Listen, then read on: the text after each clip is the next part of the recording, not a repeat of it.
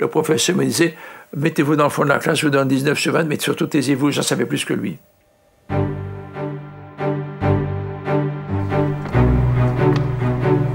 J'ai eu cette chance ou cette malchance de traverser un siècle, si vous voulez.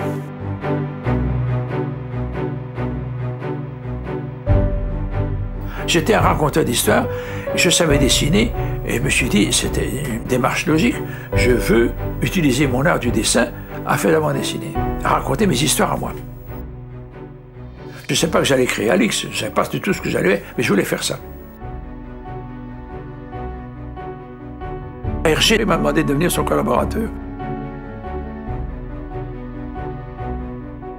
J'ai fait beaucoup de livres, puisque j'en ai plus de 100.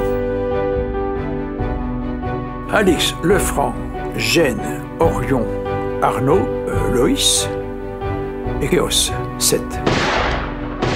Mais je crois avoir fait une carrière, disons, exemplaire, je pense, tout en peaufinant, tout en essayant de raconter les meilleures choses à mes lecteurs.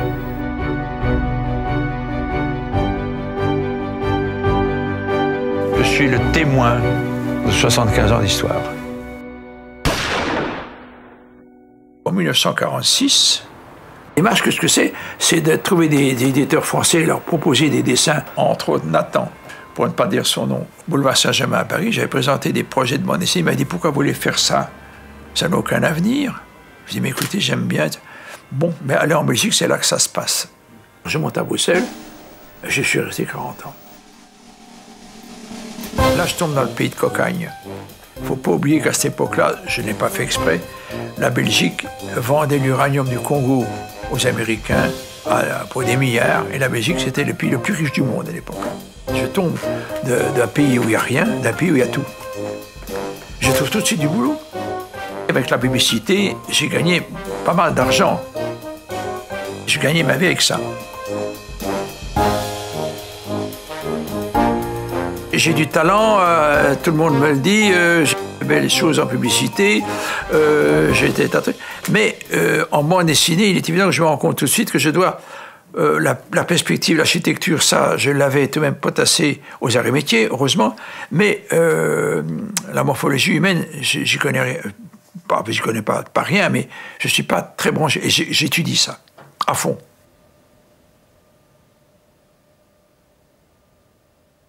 Et je deviens, si vous voulez, quelqu'un qui s'y connaît en musculature, et j'arrive à mettre tout ça en œuvre et à animer des personnages qui ne sont pas faux. Il est évident que je m'embarque dans un dessin réaliste qui est difficile. C'est beaucoup plus difficile que le comique, parce que le comique permet des petites erreurs, tandis que dans le dessin réaliste, absolument pas du tout.